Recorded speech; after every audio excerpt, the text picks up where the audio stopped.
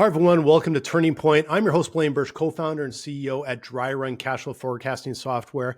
And join me today is Tom Schwab, the founder of Interview Valet, a longtime entrepreneur. Today, Tom helps thought leaders leverage the power of podcast interviews to drive growth. Thanks for joining me, Tom. Blaine, I am thrilled to be here and share what insights I have along with the gray hairs. Well, we both share that, and you know what? That's what I'd love to have kind of longtime entrepreneurs, like I said, on the show, because there's always lots of interesting stories and twists of fate that we all run into along the way. And that's where I wanted to kick it off. I wanted to just find out, where did you first get the little bit of that bug to be an entrepreneur? I had that bug in me since I was a kid trying to make money and get the things that I wanted, but it was, I'd say, taught out of me. I had a wonderful childhood growing up, but I was taught security, get a job with a good company, right? Yeah. By the grace of God and a clerical error, I got into the U.S. Naval Academy, and that was like, perfect. You've got this steady job. You've got a career. And after 5 years of service, I resigned my commission. And I can still remember my dad telling me I was a fool, right? He's like, all you got to do is another 15 years and you get a retirement. And I said, my marriage won't last another 15 years. So I went to corporate America and I thought, I can work there, right? But it was killing me after 2 years and multiple promotions. I was like, this is killing me. And so I went and took a straight commission job. And I remember my dad telling me at that time, you're a dang fool, or words to those effects, because it's like, you've got to have that security. And I just looked at it as, I'm betting on myself. Security doesn't come from one person, whether it's the government or corporate America. It's from being able to provide, to serve. And I just looked at it and said, I would much rather get security from 100 customers than I would from one employer that, due to geopolitical things, my life could change, due to a corporate, right, doing restructuring. And so that's where I started to get into more of the entrepreneurial side. And it was a progression with that. I think the first one where I said I'm an entrepreneur is when I had a distributorship, right? I had people reporting me. I had a P&L, but I still had one supplier. So it evolved on that. Yeah. It's interesting because some of that feels very familiar to me. I think probably to a lot of entrepreneurs, right? Like, I remember, I think I lasted about maybe 3.5 years of my first and only job that I ever had back in the 90s. And for some of the people out there, 90s probably feels like 1,000 years ago, but, but I kind of felt the same way, is that even at that time, you'd see friends that were the security wasn't necessarily there in a big job. And my feeling was security. I'm like, I can always make a buck. I can always find a way. I can always find a client. But the other side that I really valued was I didn't have a cap, the sky was a limit. And then reality hits and you find out, oh yeah, there's some limits there, but it's the feeling of hey, it's on me. I can do this. I can grow. And I'm not just sort of stuck at this level and that's all I'm ever going to have. Yeah. I don't like betting, but I'll bet on myself every day because I can control the outcome on that. And maybe it's a control freak thing. It's like, I just don't want to be this little peg, in the cog in the wheel, right? I want to be able to control my destiny. And I think, after you've seen that and felt that, we're unemployable after that. Oh yeah. Once you're, like a friend of mine says, once you're off the leash, you can never go back. And I kind of agree with it. It's just, but what's kind of interesting for entrepreneurs though, too, is, you're like, obviously all of us are always looking for opportunity. So you're always trying to spot that opportunity, and that opportunity usually doesn't seem to show itself outside of, well, maybe I can get a new position or a raise, but it feels like the world is wide open for entrepreneurs, even though like I said, there's always challenges. And I'm like you though, like risk to me, being an entrepreneur and now like I have a tech startup, actually technically is very risky. And the success rates, I get it, are quite risky. But I also know that I'm not much of a gambler either. And like a friend of mine told me one time, he said, it's because you can do math. And I'm like, yeah, no, that's, I want to weigh everything and the odds in my favor. I don't want them to automatically be in someone else's, right? I look at the riskiest job I ever had was for the federal government, the Navy, right? Here I had graduated from the Naval Academy, nuclear power, 4.0 5-star ratings, right? And then all of a sudden, 1992 came. And I don't know if you remember that, but that's about when peace broke out, right? The evil empire had gone away and no one was getting promoted. And so my year group didn't get promoted for the better part of probably 8 or 9 years. And then, then September 11th happened and everybody, got promoted after that. But you look at it, right now, there's a lot of people that were wonderful in the military, right? They did great job, but now there's, they're cutting back, they're downsizing. So where is the job security with that? Companies the same way, right? You've got job security. You're a top performer, and then AI changes your job. That's overnight. Not job security, right? I would rather be control it myself and be getting 100 paychecks from clients than one from a big employer. Yeah, no, absolutely. And so I want to circle back now and look at like this first leap you took. You said it was a distribution company, distributor. Yes. Yeah. I want to dive into that, like that a little bit of, first of all, how did you find that opportunity and how did you just get started? How did you sort of get into that, like that angle, I guess? That was sort of like a baby step into it, right? So I was a top sales rep, I was a performer, and their business model was always we sell through distributors. So you have a distributorship, you've got an exclusive agreement with them, you hire the sales reps, all the rest of that. So I looked at that and I said, oh, this is a great business model, right? I understand it. They helped you with it. It's it's sort of like a franchise model, but not a franchise, right? You get a paid a percentage of sales, and everything was going well with that until 2008, right? When the manufacturers said, we want to cut out the middleman. And that makes a whole lot of sense until you look in the mirror, Blaine, and you realize, oh, I look like the middleman. And now they did right by me and buying it back and everything, but they basically came to me and said, either sell it back or we're going to take it back when you miss quota. And I said, I have never missed quota in my life. And they said, you will miss quota if we want you to. I'm like, okay.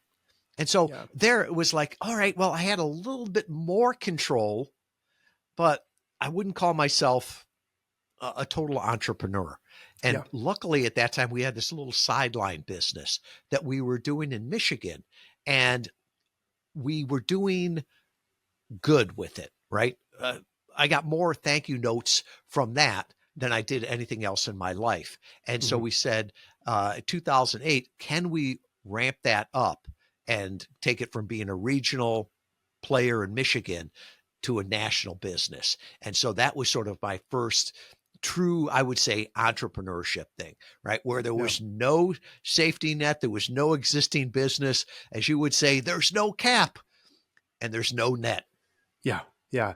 It's, oh boy, do I remember 2008 well, because that was a massive pivot point for our business. Like at the time I had a creative agency, I had an agency for over a decade. I don't remember how many years in we started it, I think around 2000 or something like that. I started my own business in 99, but then, started to get staff, a partner and everything else a little later. And we didn't realize, it's always tough running a business, but in 2008, we found out we actually had it really pretty easy because we really just cruised along, got referrals all the time. We did mostly government work, and we did some corporate work, and it just was like, all right, here we go, traveling to all the conferences and all that. And it just felt like overnight, it was like this grinding brakes slammed onto our business. And the only little line we had was it took a little while for the budgets to get sort of cleared out and slammed shut in government. Corporate slammed them shut the one morning. I swear they all shut on the same day. But then when government shut down, they shut down for years. So we had this little window where we went, okay, we have to literally flip our sales channels completely over to corporate and just use the last little bit of work here for cash flow and change our complete channel, basically. And we managed to do it, but it was a really strange and difficult time, and that I don't think has been matched until, recently when a lot of businesses were affected during the pandemic, right? Yeah, I love the word unprecedented because it reminds me that we're all just young, right? These cycles go through. It's just we have never seen them before, and they come in different waves. But it's like, COVID had similarities to 2008, which had similarities to, the .com. And each one seems like it's getting bigger, but like you said, there's opportunities, right? There were certain people in your industry that were like deer in a headlight, and they ran out of runway and they ran out of money. There were other people like you that looked at it and said, there's opportunity here. And I always look at it, I think of like so many times in business, it's like you're playing chess and you've got the whole board figured out. And then somebody comes by and knocks the board, all the pieces go in every which way. And the first thing I want to do is curse, right? Yeah. But they just change for everybody. And if I can figure out how to play the new game, I might actually be in a better position. Still causes a lot of gray hair, but it's a way to look at it. It's tough. And we saw opportunity there, but I'll tell you at that time, I know, looking back, it's like, hey, we saw an opportunity to do this. At the time, it was like, we have no choice. Like, we have to figure this out. I got a room full of people depending on me and, to pay their mortgage and everything else. We got to figure it out. And we found that opportunity, but it was opportunity that you're just kind of forced into. It's like, if you want to survive, you're going to find that opportunity because you don't have any other choice. Right. And sometimes it's just about hanging in. That's it. Just hanging in long enough. It's interesting as we go back and tell those stories. Those were the most challenging times, but also the greatest times, right? I still say to our team, our finest hour was in responding to COVID, right? Yeah. I think I'm a better wartime general than I am a peacetime general. Yeah, I would sort of agree with that. I've felt a little bit the same way that some of the biggest advances we've made in business was a result of a sort of world crumbling around you. And we've even done it recently in Dryrun. Like through all of this, we found a much better sort of product market fit up market, a much better opportunity for us. It's still really difficult to sometimes hold your breath and go, all right, we're going to do a bit of a pivot here and this is going to be hard, but you sort of got to be brave because you're kind of like, that's where we have to be. And, that's why I have no hair left and I'm a little gray. Cause after doing a few of those, it's just the way of the world. Right. And the pivot looks scary as you're looking forward. And it looks just like an evolution as you look in the rearview mirror, right? Yeah. As I talk about my career, it's like I never would have planned that, graduating from Annapolis. But in the background, it's like, oh, yeah, everything built on something else. And that causes me to think, what is this setting me up for in the future, right? Yeah. What am I learning now that's going to be so helpful a decade from now?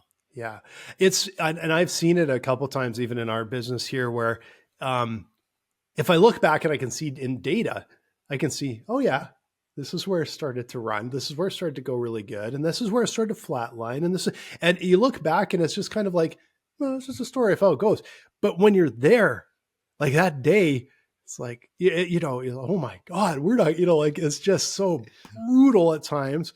but when you look back, it's like, oh yeah, no, it worked great. It's like you have short-term memory with some of these things where you just forget how hard and how painful some of this stuff is at the time. I recently took a sabbatical, and my wife and I hiked the Camino de Santiago in Spain. Oh, So wow. 500 miles through there. And one of the lessons I learned is the biggest hill is the one that's in front of you. Right? No matter what hill you're going on, it looks huge, even though it's smaller than the ones in the past. And the past ones you always look at fondly, right? There was great memories of that, but whatever challenge we have in front of us, that's the biggest one. Yeah, that's a really good way of looking at it. It's right on the money too. It could even be a gradual hill ahead of you, but boy, it feels hard ahead of you. That's a really good way to look at it.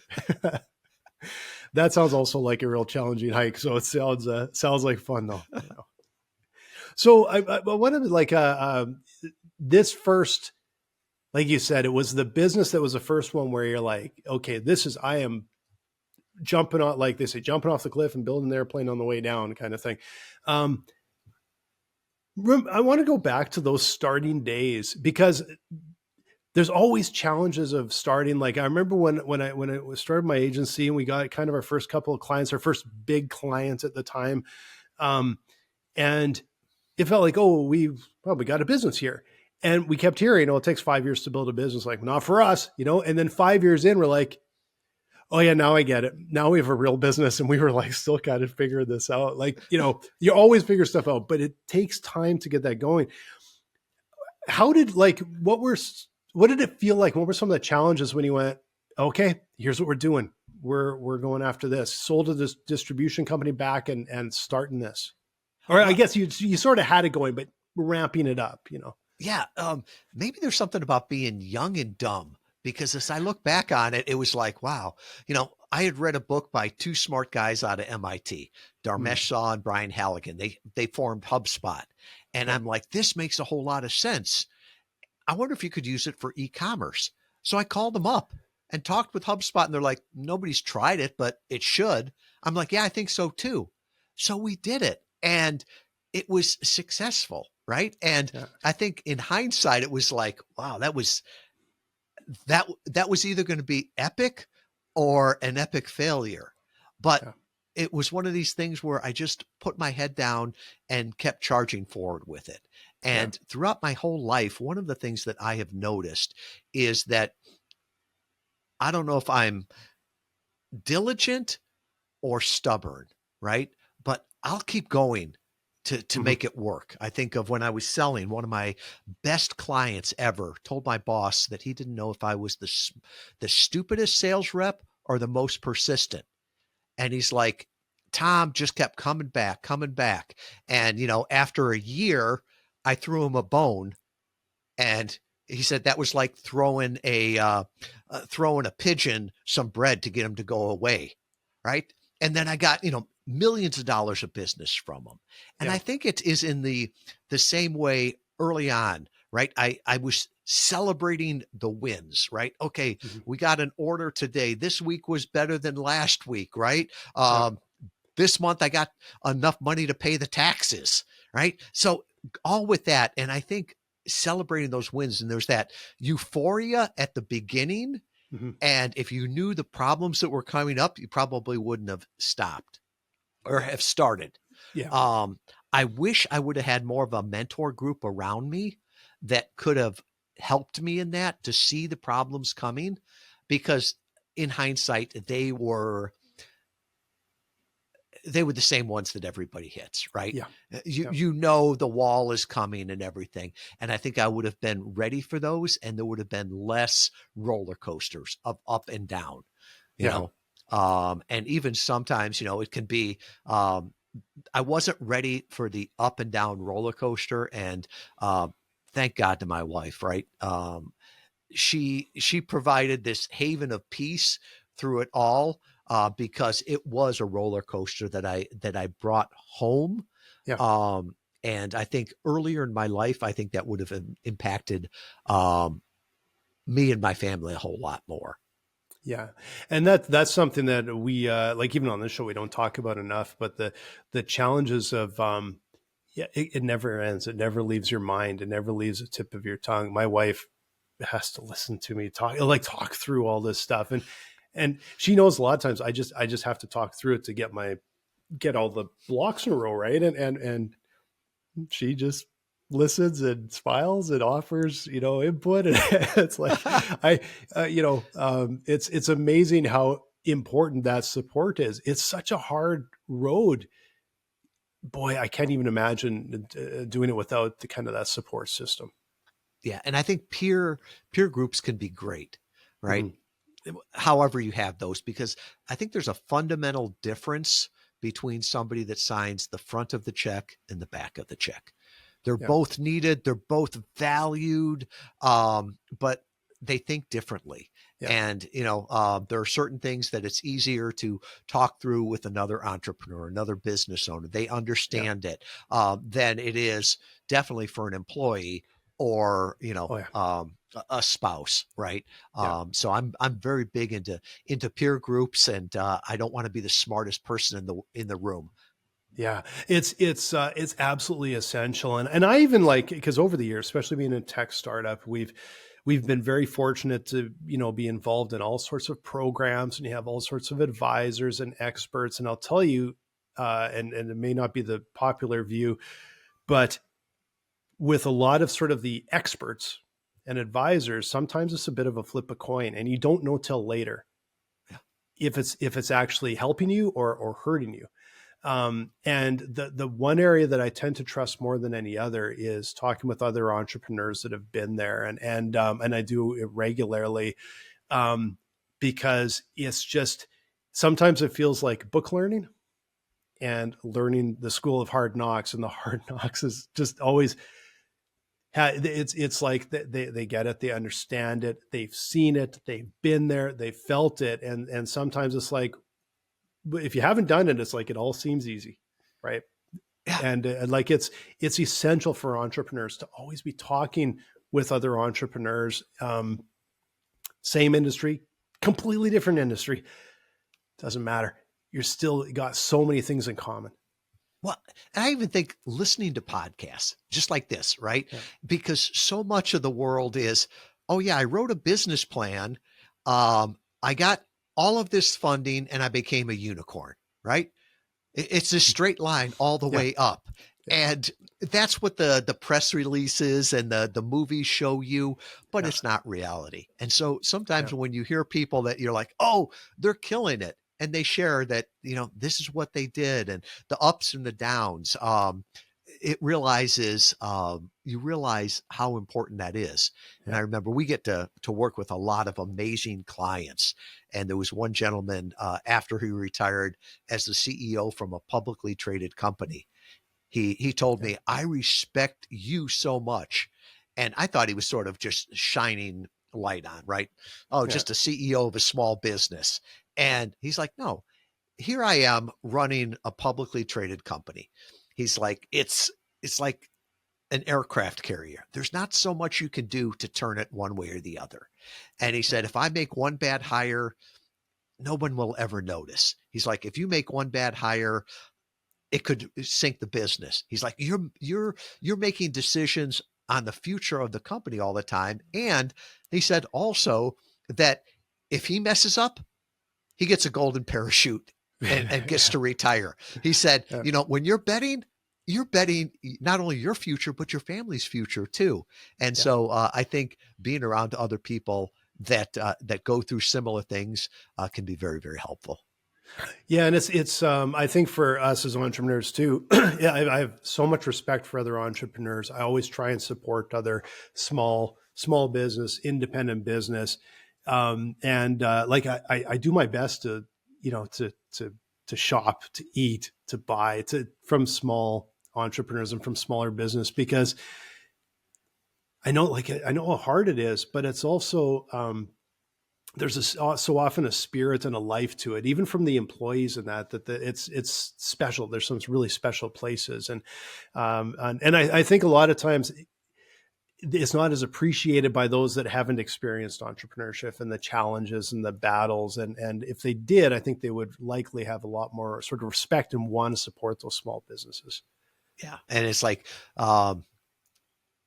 everybody sees the wins and they're like, oh, I want that. But I don't think we always share, the struggles to get there, and probably rightfully so, right? When when there's struggles, you don't share it with everybody on the team, right? That's, rank has its privilege and rank also has its responsibilities, as we used to say in the Navy.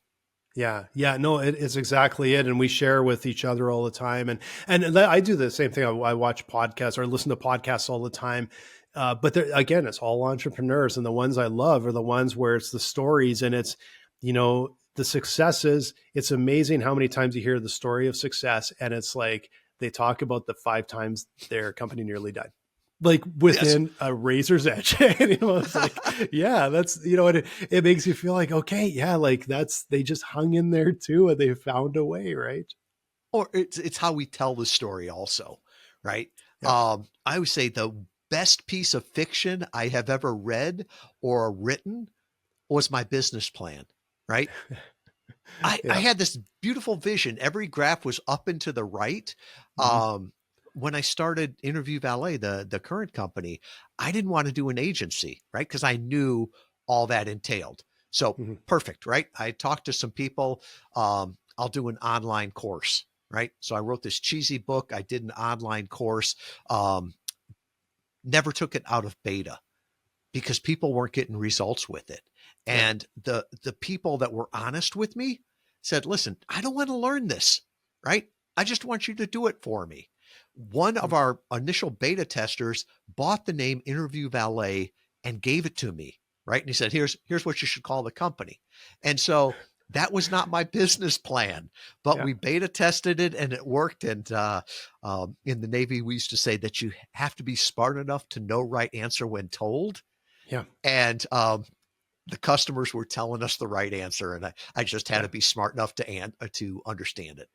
It's amazing. Like the foundation of our business right now, like is we always thought we did this. We always thought we talked with our customers. We always thought we valued talking to our customers, but it's turned into, it feels like a way of life for us now. Like any of my team gets into a conversation with a customer or a potential customer, and there's a little mini report written on Slack, and no one's asked for it.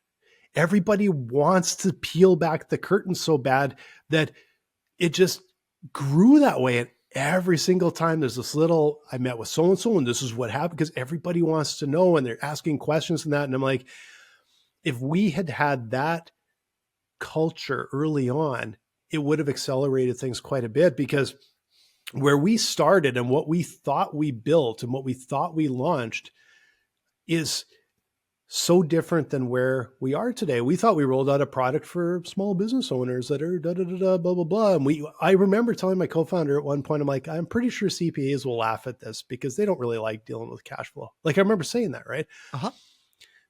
We sell to CFOs now of businesses in the tens to the hundreds of millions of dollars. I'm like, who would have thought that? But we solve this problem in a way that I guess the philosophy, the approach works really well for them. And I wouldn't, when we started our business, I wouldn't have thought to go, let's see if I can talk with these. I never even would have thought of it. It took time. And I think entrepreneurs sometimes they need time and they need to talk and talk and talk and learn. And it can't be self-fulfilling. It can't be like confirmation bias. It has to be, what problem are we solving? And we got to talk with everybody, right? Till you find that little seam that you can hammer on. Blaine, one of the things we've been doing also is, there's a lot of problems in the world, but there's no better time to be alive. So we'll run the call recording software, right? Just ask a client or a discovery call, whatever. Do you mind if we record this? Sure. And so often we'll find that we listen for what we want. But then if we take that recording or take 20 of those recordings and throw it into ChatGPT and say, what are the common objections? What are the common questions?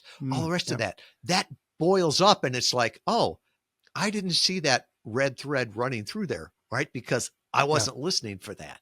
And so it's great that now you don't have to ask somebody to fill out a survey, right? If you just, because more and more of the calls are getting recorded, record those, and then not just listen back to them, but have a third person, unbiased person like ChatGPT look at those. And, that's great feedback there.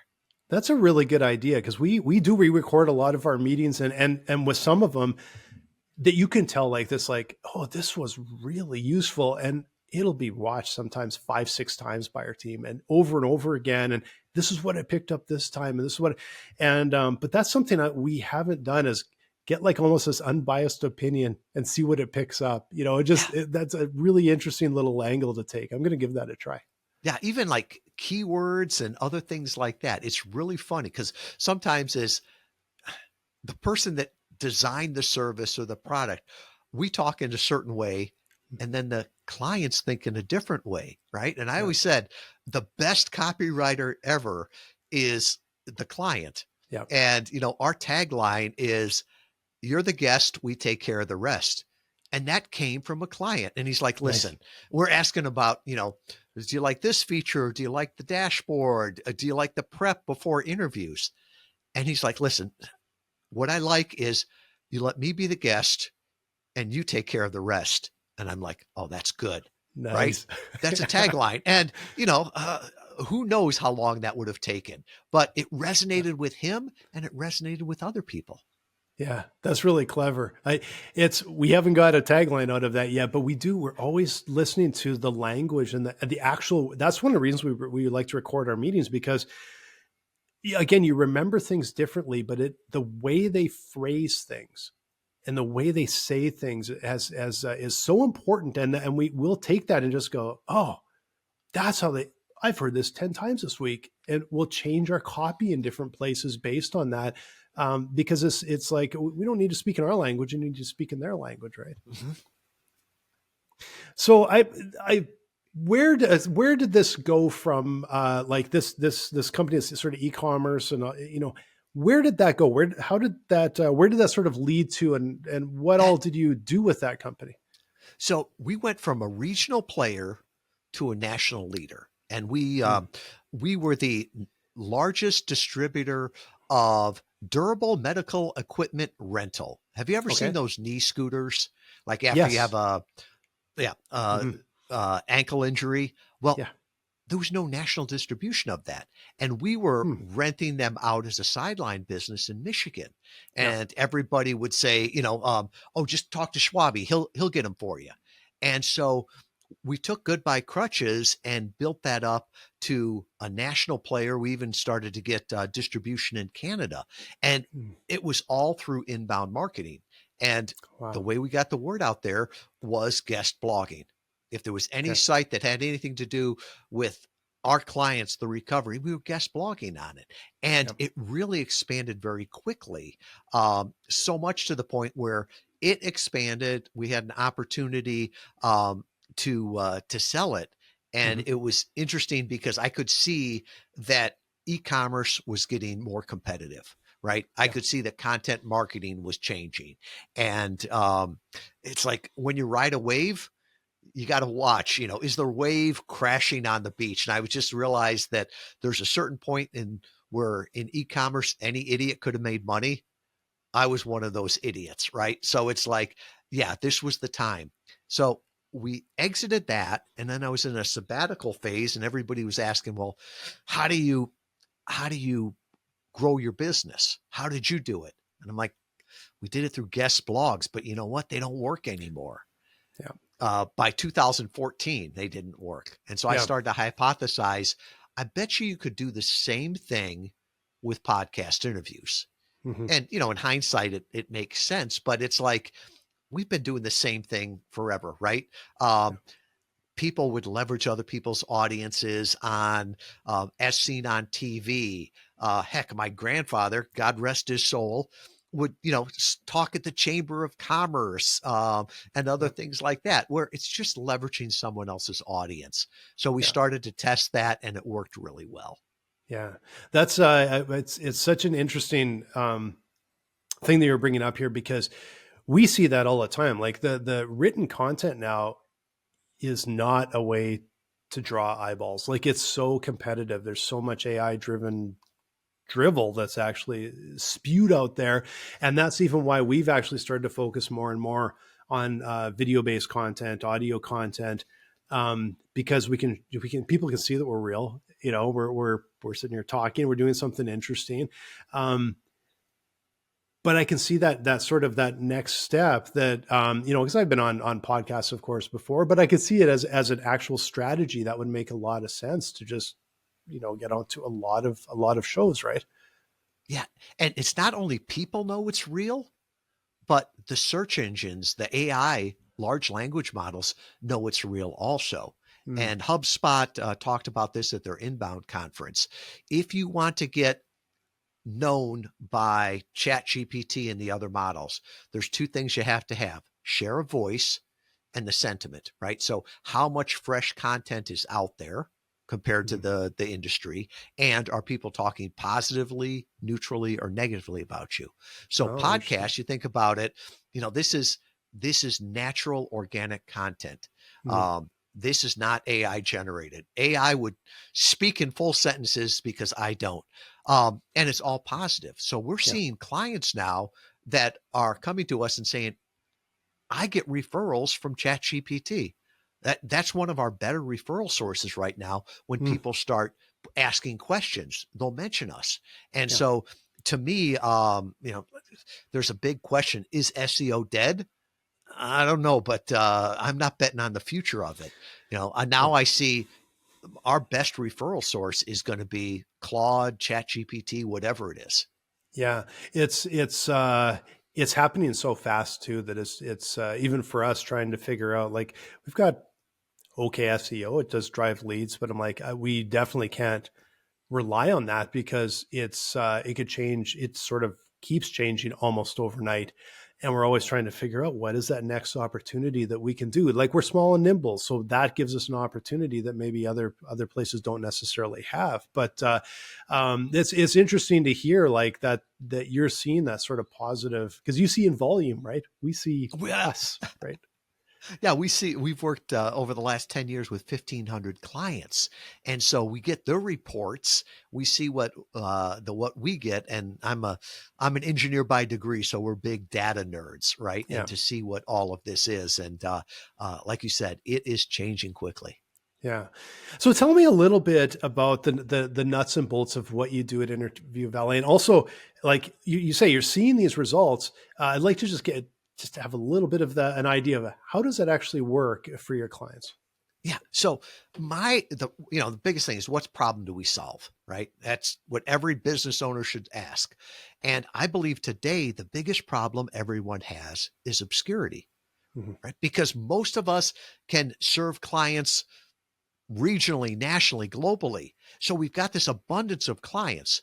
And right now there's more clients out there than we could ever serve that would love to work with us Mhm. with our current product or service. The only problem is they don't know we exist. Yeah. And so many people are saying, oh, break through the noise. And that's the people that are selling us the megaphones, right? So how do you get heard? And so the idea that we have is, why don't you just get in on the conversation that your ideal client is already listening to? Mhm. Get introduced by a micro influencer, right? Blaine, you are the micro influencer here. Nobody knew who I was when we came on. They came to hear you and your guest. So we do that. And so we work with a lot of professional services, a lot of category design work, nonfiction book tours, investments, higher level investments. And what we're doing is, they come to us and say, this is what I want to get out of a podcast interview, right? I want it for lead generation. I want it to build my own podcast. Is it for SEO or LMO? which is large language machine optimization? Could it be brand leadership, thought leadership? Or I just want all this content so that I can repurpose it and get a month's worth of content out of one social or one podcast interview. Mm-hmm. So we work with them using the data to find the podcast. We have the relationships to get them invited on the podcast. We help them prepare for it. And then we're also helping them with the inbound marketing of how do you have a system that's going to move somebody from being a passive listener to an active visitor to an engaged lead. Mm-hmm.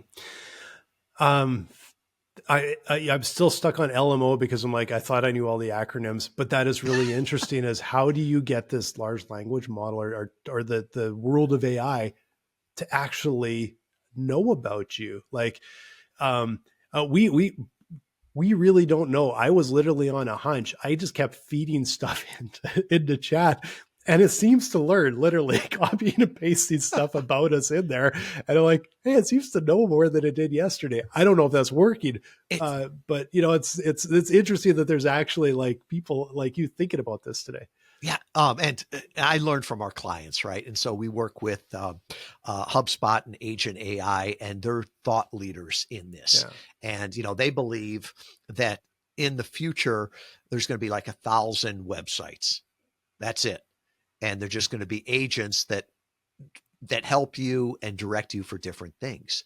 And with trying to figure out LMO, or some people call it AIO, it's interesting because with search engine optimization, there's always somebody at Google that will leak something, right? Or used to work there. We know how it works, but this is really trying to figure out the machine from the outside. Yeah. And there's two things that they believe influence it.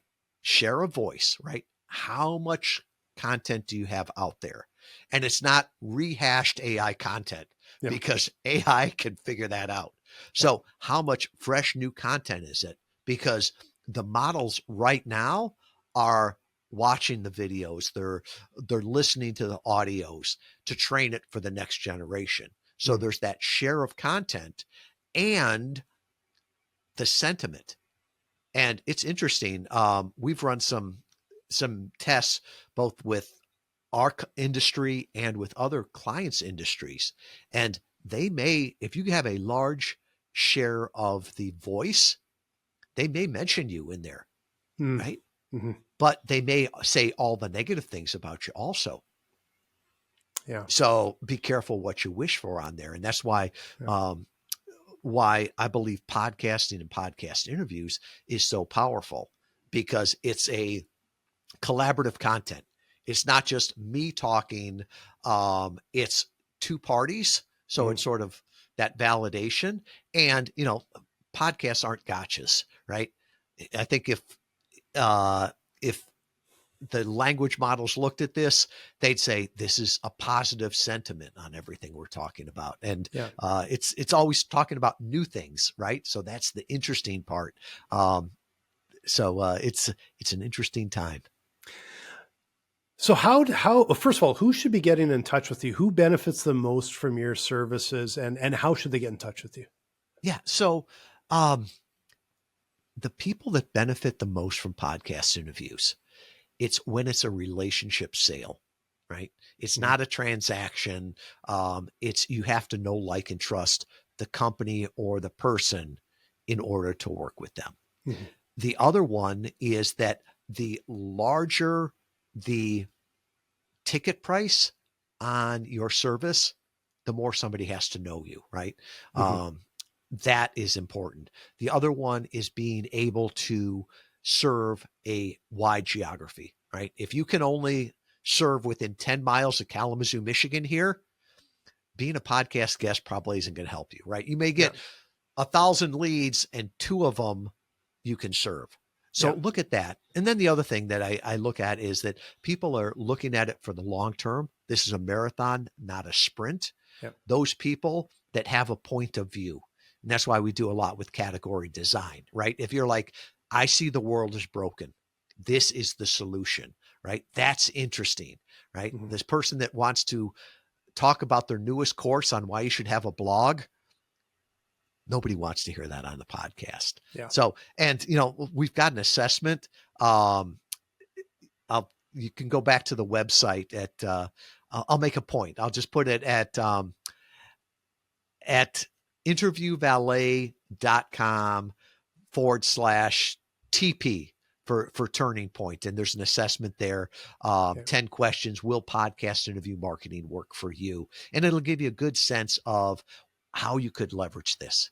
Yeah, that's terrific. And I'll make sure I get that in the show notes, that URL, also, your LinkedIn profile, so people can connect with you and make sure that they can track you down. So this was a really great conversation, Tom. And as you can see, I was poking you with a few questions that selfishly I wanted the answers for, but I know that our listeners will want the same answers. So, I really appreciate your time and having you on the show. I'm thrilled to be here. And I tell you what, on that same page at interviewvalet.com/TP, I'll put all my social media there. If you want to talk to me, I'll put my calendar scheduling link. Heck, if you want to buy my book, it's on Amazon. But if you go to that page, I'll send you a book if you're in the US, or if you're outside the US, I'll email you one. Yeah, that sounds terrific. Thanks so much, Tom. And thank you all for listening and joining us today on the show. This was a really interesting conversation, Tom. And if you are looking for a way, if you're a CFO and you're buried in a spreadsheet, or your team is buried in a spreadsheet dealing with cash flow, make sure you come and talk with us at Dryrun, because we can save you hours every week and give you something that the management team can understand at a glance. Thanks, Tom. I really appreciate it.